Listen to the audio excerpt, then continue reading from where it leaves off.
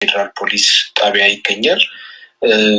40,000 ብር ተከፍሎ ነበር ዋስትና ብለው ክፍያው ተከፍሎ አልቆ መፈቻም ወጥቶ ነገር ግን ይግባኝ በሚል አሁን ጠቅላይ ፍርድ ቤት ነገ ይቀርባል። ጠቅላይ ፍርድ ቤቱ ነገ የሚወስነውን ውሳኔ እንከታተላለን። ነገር ግን ምንም ይሁን ምንም አንድ ሰላማዊ ታጋይ ያለአንዳች ወንጀል ያውም በሐሰት የአፍሪካ መሪዎችን ለመግደል አቀነባብረሃል በሚል የማይገናኙ ነገሮችን በመጥቀስ በዚህ መንገድ እየወነጀሉ ንጹሐንን ማሰቃየት ምን አይነት ነውረኝነት ነው? ይህ ስርዓት ምን አይነት ነውር ውስጥ እንደገባ የብልጽግና መንግስት በግልጽ ነው የሚያሳየው። ምንም ይሉንታ የማያውቅ እፍረት የማያውቅ ስብስብ እንደሆነ ማሳያ ነው እና ከዚህ በፊትም በተለያየ መንገድ በሰላማዊ ታጋዮች ላይ እየተሰጠ የነበረው ታርጋ እየተለጠፈ የነበረው ሀሰተኛ ስም በጣም ያሳፍራል። እንደውም እንዴት አድርገው እንደሚያቀናብሩትና አይምሯቸው ላይ እንዴት አድርገው እንደሚመጣላቸው ራሱ ግራ ይገባኛል እና በዚህ መንገድ ሰላማዊ ታጋዮችን በሀሰት እየወነጀሉ የማይገናኝ ነገርም ጭምር እያመጡ ከሰላማዊ ትግላቸው እንዲወጡና ሌላ አማራጮች እንዲከተሉ አሊያም ተስፋ ቆርጠው ቤታቸው ቁጭ እንዲሉ እያደረጉ ነው። በአምባገነን ስርዓት የትግል ስልትን ይመርጥልሃል እና በሚያሳዝን መልኩ ተገቢ ወዳልሆነ የኢትዮጵያ ሰላማዊ ታጋዮችን እየመራ ያለው ራሱ ብልጽግና ነው። ሰላም የማይፈልግ ጸረ ሰላም የሆነ እንቅስቃሴ ውስጥ የገባ ብንል ምንም ድፍረት አይሆንም። ስለዚህ ሰላም ቢፈልግ የሰላማዊ ታጋዮችን ምቹ ሜዳ ሰጥቶ እንዲጫወቱ ግዴታውን ይወጣ ነበር። በሚያሳፍር መልኩ ግን ሰላማዊ ትግል ወንጀል የሆነባት ሀገርን የፈጠረ መንግስት ነኝ ባይ ነው ያለው። የሰላማዊ ትግል በህገ መንግስትም በኢትዮጵያ ህገ መንግስትም በዓለም አቀፍ ህጎችም በደንብ የተደገፈ ዓለም ደግሞ አሁን ያለበት በዚሁ መንገድ ላይ ያለው እና የሰላማዊ ትግል እንዳይኖር ተግቶ እየሰራ ያለው ብልጽግና መንግስት ከዚህ ድርጊቱ እንዲታቀብ በዚህ አጋጣሚ እንጠይቃለን። አባላችን ጓዲሳ ቆንዳይ በአስቸኳይ እንዲፈታ ጥሪ እናቀርባለን። ሁለተኛው ጥያቄ በጣም ወሳኝ ነው። እንግዲህ ኢህአፓ ከብዙ ልምዶችም ከብዙ ነገሮችም አንጻር ከሌሎች አማራጮችን አብሮ መስራት በተለይ የኢትዮጵያ ህዝብም አብሮ መስራት ላይ ትልቅ ድምፅ እያሰማ ስለሆነ በሁሉም ዘርፍ አብረን መስራት አለብን። የሀሳብ ልዩነቶች ወደ ጎን ተትተው ሳይሆን ልዩነቶቹ ተከባብረው እንዳሉ ግን አሁን ሀገሪቱ የህልውና አደጋ ላይ ስለሆነች የመኖር ያለመኖር የመፍረስ ጭምር አደጋ ላይ ስለሆነች ሀገር ለማዳን ሁሉም መረባረብ አለበት በሚል ኢህአፓ ከኦፌኮም ከኦነግም ጋር አብሮ ለመስራት ሙከራ አድርጓል። የተፈራረመው ነገር ባይኖርም ወይም ደግሞ የፈጠረው ቅንጅት ወይም ግንባር ባይኖርም ነገር ግን ባሉ ነገሮች ላይ በመወያየት የሀገሪቱ ጉዳይ የጋራችን ስለሆነ መሄድ አለብን በሚል ጠንካራ መግለጫም ሲያወጣ እንደነበር ግልጽ ነው። የተለያዩ መድረኮችን ላይ እየተገናኘን እየተወያየን ነው ያለ ነው። ነገር ግን ሰሞኑን የወሰዷቸው አቋሞች ኢህአፓ አይደግፋቸውም። በጣም በሚያሳፍር መልኩ ነው ያየ ነው። ለምሳሌ የይገባኛል ጥያቄ የሚነሳበት ሰዓት ነው ወይ? እንደው አስፈላጊም አይደለም። የኢትዮጵያ መሬት የህዝቡ በአጠቃላይ የሁሉም ነው ብለን የምናምን እኛ በህብረ ብሔራዊ አንድነት የምናምን ለመሬትም ብሔር ያልሰጠን ስለሆን ብዙም ችግር የለብንም እንደ ኢህአፓ ፕሮግራም።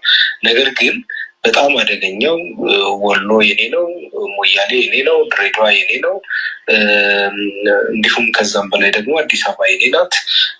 እሱ ብቻ ሳይሆን የኦሮሞ ነጻነት ሰራዊት ድንበር የኦሮሚያ ሉዓላዊነት ድንበሮች የሚያስጠብቅ ልክ እንደ ሉዓላዊ ሀገር እንደተገነጠለ ምድር አድርገው ኢቭን በግልጽ በቃ ሀገሪቱ ኢትዮጵያ አሁን ኦሮሚያ የምትባል ሀገር እንደተፈጠረች አይነት ነገር ነው መግለጫ ያወጡት። በዚህም ደንግጠናል። እስካሁን በግልጽ ያወቅነው መረጃ የለም። ባለን ቅርበትም የተሰጠን ማብራሪያ ስለሌለ ልንረዳ አንቻልንም። እንደ ማንኛውም ኢትዮጵያዊ ነው ሁኔታዎችን በቅርበት እየተከታተልን ያለ ነው። ነገር ግን ይሄ ህሳቤ በጽኑ በኢህአፓ በኩል የሚወገዝ የማንደግፈው በጣም አስፈላጊ ያልሆነ ሀገር ከገባችበት ቀውስ አንጻር ራሱ እንደው መነሳት እንኳን የማይችል ሌላ ቀውስ ፈጣሪ ሌላ ችግር ፈጣሪ ሀሳብ ነው ያለው። ይሄ ለነርሱም የማይጠቅም ከኢትዮጵያ ህዝብ ጭምር የሚነጥላቸው የኦሮሞ ህዝብም የማይደግፈው ሀሳብ እንደሆነ ነው ልገልጽላቸው የምወደው። አብረን እንሰራለን ማለት በእንደነዚህ አይነት አስነዋሪ ተግባራት ላይ እንሳተፋለን፣ እንተባበራለን ማለት አይደለም። ስለዚህ ኢህአፓ በፍጹም እንደዚህ አይነት ተገቢ ያልሆነ አካሄድን አይደግፍም። ወደ ልባቸው ተመልሰው ሀገሪቱ ከገባችበት ቀውስ አንጻር ትኩረት መሰጠት ያለበት በጋራ ሀገር ለማዳን መረባረብ ነው እንጂ ሽግግር መንግስትም ካስፈልገ እንደ ኦሮሚያ ሳይሆን የሚያስፈልገው እንደ ሀገር ነው የሚያስፈልገው ብለን ነው ምናምነው። እንደኔ እምነት ሽግግር መንግስት ያስፈልጋል አምናለሁ። ነገር ግን ይሄ መንግስት ብልጽግና መንግስት ሀገር መምራት አልቻለም ማለት ይችላሉ። ምንም አልቻለም። በሰላም እና በጸጥታ ህዝቡ በሰላም እንዲወጣ እንዲገባ አላደረገም። ኢኮኖሚው ደቋል። አጠቃላይ አቅም ያለው መንግስት አይደለም ያለን። ስለዚህ በአሁኑ ሰዓት የሽግግር መንግስት አስፈላጊነቱ ላይ ጥያቄ ያለው ይኖራል ብዬ አላስብም። እንደግሌ ግን የሽግግር መንግስት አስፈላጊነትን ደግፋለሁ። ነገር ግን በዚህ ሁኔታ በዚህ መልኩ የኦሮሚያ ወይም የአማራ ወይም የሆነ እየተባለ የሚተው አይደለም። እንደ ሀገር የምንመክርበትና ሁሉን አሳታፊ የሆነ ጠንካራ የሆነ ነገር ልንሰራ የምንንቀሳቀስበት የምንሰባሰብበት ለጠንካራ ሰላማዊ ትግል የበለጠ የምንተባበርበት ጊዜ ነው። እቺ ሀገር እንዳትፈርስ ማናቸውንም ጥረት ማድረግ ያለብን ጊዜ ላይ ነው ያለ ነው። መልካም። የመጨረሻ አንድ ጥያቄ ላክል። ምናልባት ኢህአፓ ህብረ ብሔራዊ ፓርቲ እንደመሆኑ መጠን በሁሉም ክልሎች ጽህፈት ቤት አለው። በቅርቡም ኦሮሚያ ክልል ያለውን እንቅስቃሴ በተመለከተ ከአንዱ አስተባባሪዎች ጋር ከአንድ ኢንጂነር ሰለሞን ይመስሉኛል ቆይታ አድርጌ ነበር። ኢንጂነር ደጀን ያውና አጠቃላይ ያለውን ችግር ሲናገሩ ህዝቡ በኦሮሚያ ብልጽግና ተስፋ እንደቆረጠ ይናገራል። ግድያዎች፣ እስራቶች፣ እገታዎች ተጠናክረው የቀጠሉበት ሁኔታ ነው ያለው። በሌላ መልኩ እንግዲህ ኢህአፓ እንዲህ አይነት እንቅስቃሴ ሲያደርግ በኦሮሚያ ክልል ደግሞ የሚታወቁ አንጋፋ ፓርቲዎች የሚባለው የታጠቀ ኃይል አለ፣ የኦሮሞ ነጻነት ሰራዊት አለ። ነፍጥ አንስቶ ካርታ ስሎ የሚዋጋ ነው። እንግዲህ ሪፈረንደም ህዝበ ውሳኔ እንደሚፈልግ ብዙ ጊዜ ይገልጻል። ከዛ እንግዲህ በሰላማዊ ህጋዊ ትግል የሚያምኑት ደግሞ ኦፌኮና ኦነግ አዲስ አበባንም ወሎንም ሌሎችንም ይገባኛል ጥያቄ ከቤኒሻንጉልም ከአማራ ክልልም ከሶማሌ ያነሱት ነገር አለ። ኦሮሚያ ክልል ደግሞ በህዝብ ብዛትም በመልክዓ ምድርም ሰፊ ስለሆነ በአናቱ ላይ ደግሞ ጠቅላይ ሚኒስትሩም ከኦሮሞ የሚወጣ ነው። ብልጽግና ማለት አሁን የኦሮሚያ ብልጽግና ነው ማለት ይቀላል። አብዛኛውን ወሳኝ ቦታዎችን የተቆጣጠረ ኃይል ነው። የብልጽግና ቅርጽም የኦሮሞን ወይም የኦሮሞን ህዝብ በሚያስጠብቅ መልኩ እኛ ያዋቀርነው ነው ብለው ስለሚያምኑ የተለየ ነገር አይደለም። ይህንን ስናስብ እንደው የኢትዮጵያ ዕጣ ፈንታ ወደፊት ምን ሊሆን ይችላል? እንዴት ነው ኢትዮጵያን አንድነት ማምጣት የሚቻለው? እንደው በይሉንታ በቸልተኝነት በወደ ሰፊነት የሚታለፍ ነገር ነው ወይ? ይሄ በጣም አደገኛ አዝማሚያና አካሄድ ነው። በእናንተ በኩል ምናልባት እየተነጋገራችሁበት ሊሆን ይችላል። ግን እንደ ግለሰብ ሰዎች ብዙ ሰዎች ከፖለቲካ ፓርቲዎች የሚጠብቁት ነገር አለ። በተለይ ከህብረ ብሔራዊ ፓርቲዎች ይህን ችግር እንዴት ነው ልንወጣ የምንችለው? መፍትሄ የምትሉት ነገር አለ ወይ? በዝምታ በይሉንታ በማባበልስ መቀጠል ይቻላል ወይ? በጣም